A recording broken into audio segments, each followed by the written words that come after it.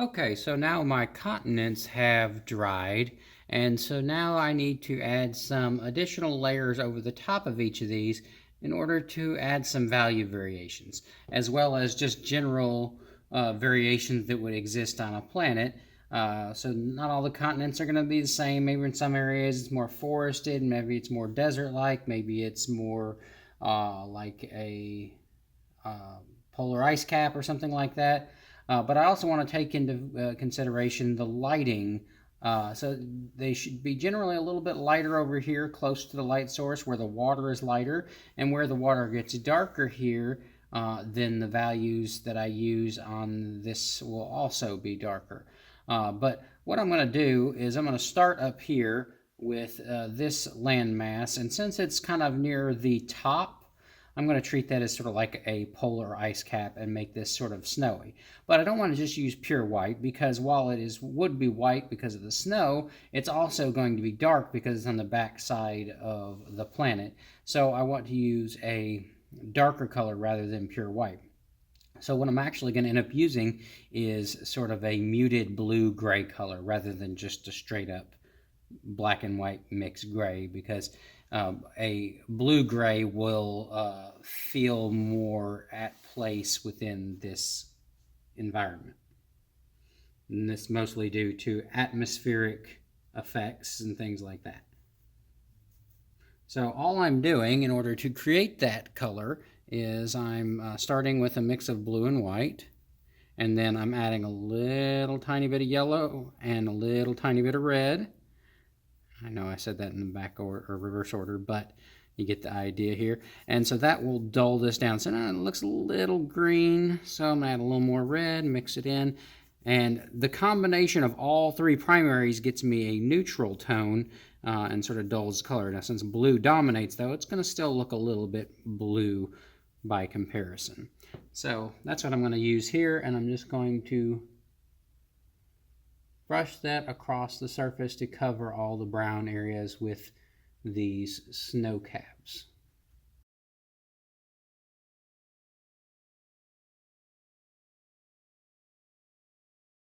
Now I'm going to work on this one, and we're going to make that sort of green as well, but I want it to be darker, and I want it to be kind of neutral. I'm thinking of it sort of like a tundra area, because it's still pretty far north, and so it'd be a little dull, so I'm just adding a little bit of green, or excuse me, a little bit of red to my green, just to make it a little dull so it doesn't look fully vibrant. And I'm just going to go over the top of this.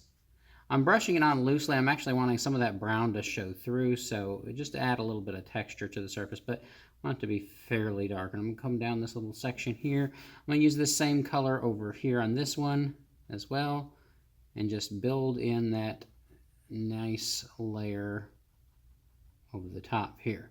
And again, I'm making it a little spotty on purpose, and you'll see I'm just going to build in some more layers in just a moment. So I'm going to do a little more here, a little bit on this north end of this continent here. Now, as I work my way down, I want to get a little darker and a little bolder green, maybe turning into more of like forest land, like that. I want it to be a little darker too, and I'm going to get a little bit of that in some of these other places as well. Just variations in color just adds a little bit of interest to it, a little bit of texture.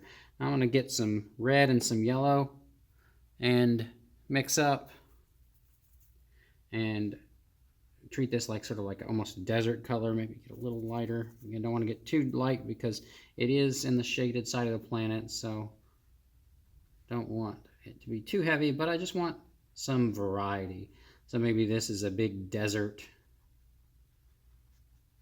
across this part of this continent. Then maybe as it goes south, warms up a little bit. And who says it has to be like Earth?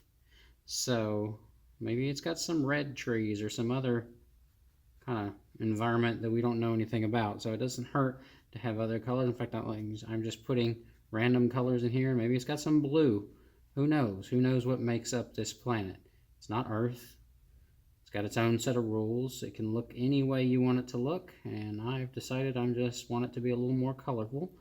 So I'll kind of add some more variety, and I'm just going to continue building up texture and values on each of these continents just to make them a bit more visually interesting as I work my way along. Again, not real worried about the exact color choices. Doesn't matter. Just trying to make it convincing as a planet regardless of the colors that I choose.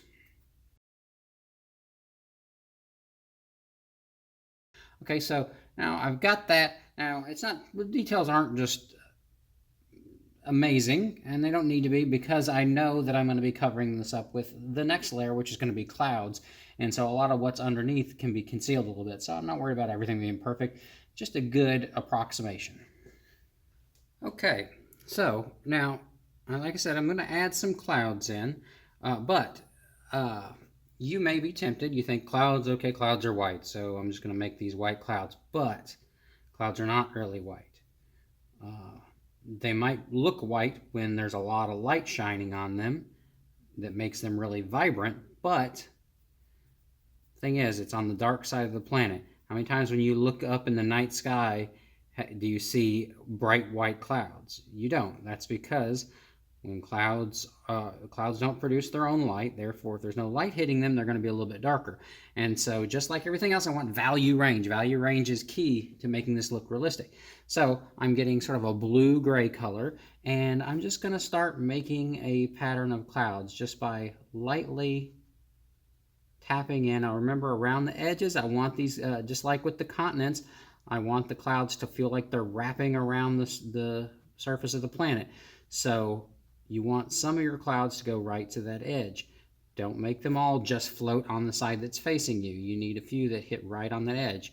And remember, they're going to also get compressed a little bit and be more streaky and thin as it approaches that outside edges versus in the interior where they're more spread out. But I'm just kind of making a nice pattern. I want to leave gaps in it. Maybe they're kind of broken up clouds. They're not completely covering everything. So you can see I'm just keeping it kind of loose, spreading it around with my fingers. You know, some clouds are thinner, some are thicker. Maybe I want it to conceal certain parts of this island, but not all of it. So I want certain things to show through.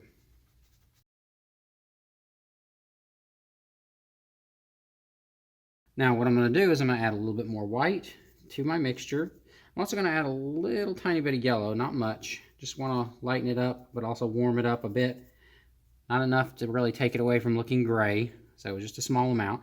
But now I'm going to go back in over what I just did and just dot in another layer just to add in some additional highlights. Again, contrast, highlights, shadows, these things make things interesting. If you only do a single layer, if you don't bother with trying to do highlights and shadows, things are not going to look nearly as interesting as they could, and certainly not nearly as realistic as they could if you apply take the time just in general to do about 3 levels of any area that you're working on. So a dark, a medium, and a light. Always be thinking about dark, mediums, and lights on everything that you do. Never just stop at one layer. It'll make it look flat.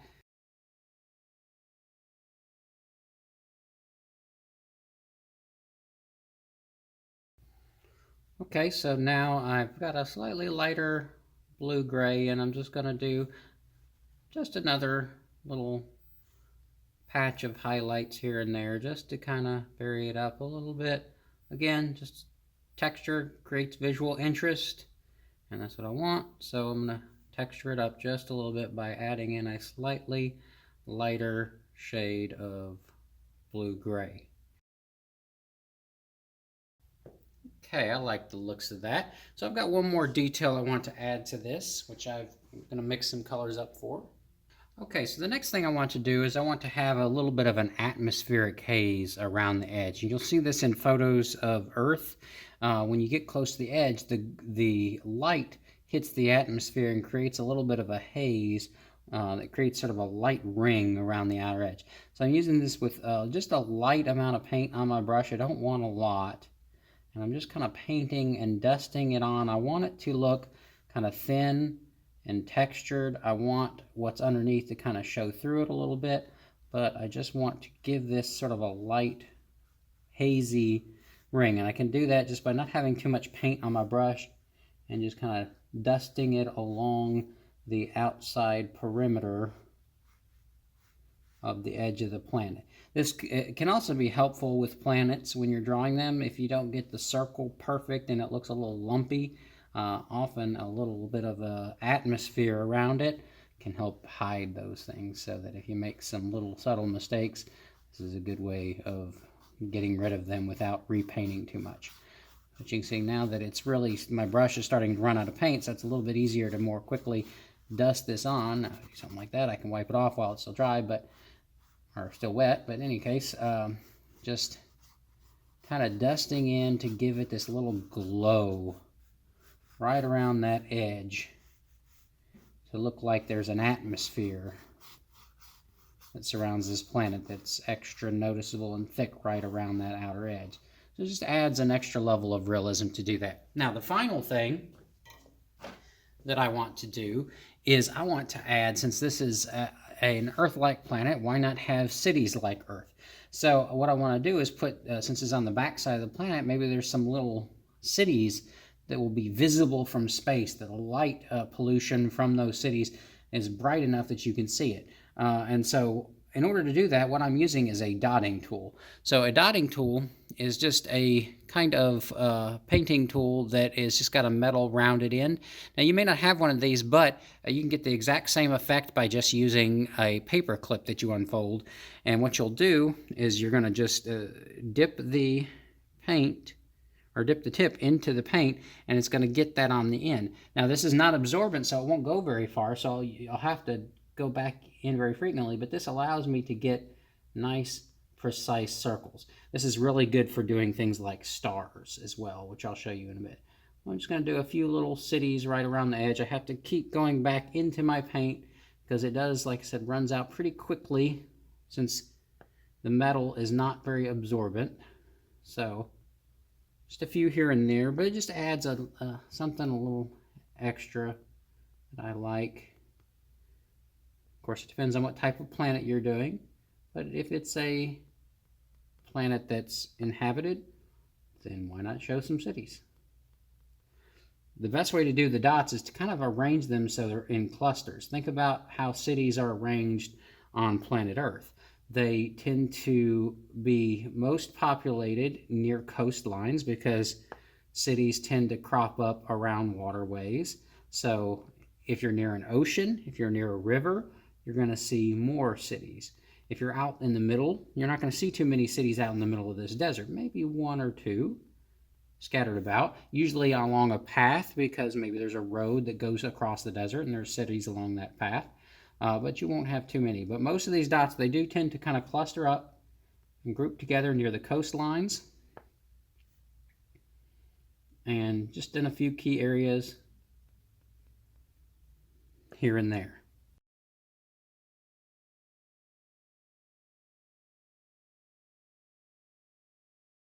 Okay, so now I'm going to show you how to do stars. And there's more than one way to approach stars.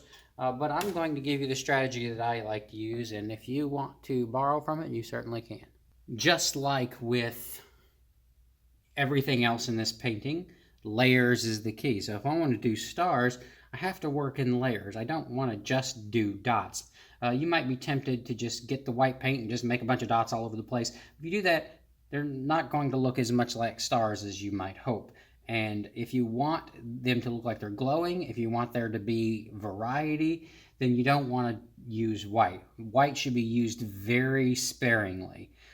So what I'm actually starting with is a very dark blue color. Now that's still a lighter blue than this dark color in the background, so it's going to show up. But I'm not going to start with a lot of detail. So what I'm going to do is I'm making rough dots, okay? And then I'm taking my finger and I'm smudging them and smearing them, and I'm actually then taking what's on my finger and spreading it out further into other spots. This isn't the actual star. What this is going to be is just the glow of the star. So I'm just making little smudge marks here and there. Just dotting once, getting it on my finger, and just tapping that around until the paint runs out, and then just going back and adding more. And maybe I'll have a few that are much bigger. Maybe you want a real big one in the background, so just make a bigger mark, and this will all come together here shortly. Now, you want some unique stars, but you don't want to repeat the more complicated stars too much. But what I want to do is I'm going to make a real sort of big spot here first, and then I'm going to do a cross shape. We're going to get a nice sort of glowing effect. But again, don't want this to be too precise, so I'm actually going to kind of smudge and smear that around a little bit. This is just the base underneath, not the finished product, but it's going to make it look much more glowing and bright by doing it this way. Now, you can do this, by the way, with lots of different colors. I'm just doing blue for simplicity's sake, but there's no reason why you couldn't do a mix of colors. Most stars are either going to be blue or red, with a few that are yellow. If you're going for realism, you're not going to see purple or green stars. It's just part of the physics of the way stars form that you just don't see green or purple stars. But you will see a lot of red stars, you'll see a lot of blue stars, yellow stars, orange in general. All right, so now that I've got that base down, now what I'm going to do is I'm going to modify this blue color by adding more white to it and lightening it up some. All right, now I'm going to add a second level of glow on the biggest, brightest of these. So I'm looking for the biggest circle, so one right here. I'm going to make another mark and do the same thing I did before. I'm going to smudge that in. Not wanting precision just yet. I just want contrast, okay? Especially this big one here with the glow and the lines coming out of it. Again, just want to get a nice little base highlight underneath. Again, don't want to do every star this way. You want variety. So some stars are going to be dimmer, some stars are going to be brighter. So not all of them will have this same effect. Only a handful throughout. The brighter the stars are, the less frequent they should be, because those stars should be special. All right, so now what I'm going to do is I'm going to go back to my dotting tool. Okay, so once again, I'm going to lighten this color up. Still nowhere near white, by the way. You notice that it's still, even though this is going to be pretty bright looking on here, won't be quite white just yet. All right. So I'm mixing up a fair amount of this color, but I don't need tons and tons. I'm going to set my brush aside, and I'm switching to my dotting tool. Now I've got a different dotting tool. It's a little bit bigger end, but similar to what I used on the city. Okay, so now I'm going to find my brightest stars, and I'm just going to dot a point right in the middle of each one. Actually, I'm going to go through every single one of these stars with this color. So this is the bright point in the center. This is where you need to be careful. If you're doing this with a brush, you can still do stars with a brush. You just got to be very careful. You don't want them to look like lines or globs, or they need to be circular. But notice how these that are in the middle of that glow that I've created look a little bit brighter. They look a little more intense because they've got that sort of darker blue halo around them that gives them a more of a glow effect. If I just done these blue dots by themselves, that effect would not be nearly as prominent.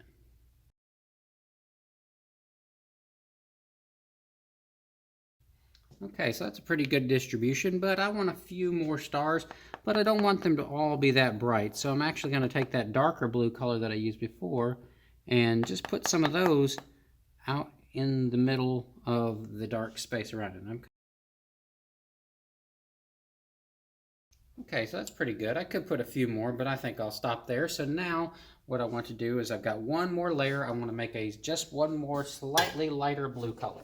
Okay, so now I've got my much lighter blue here. I'm going to go back in, and now I'm going to find the brightest stars and just add one more little dot. Try to get it right in the center of the other dot.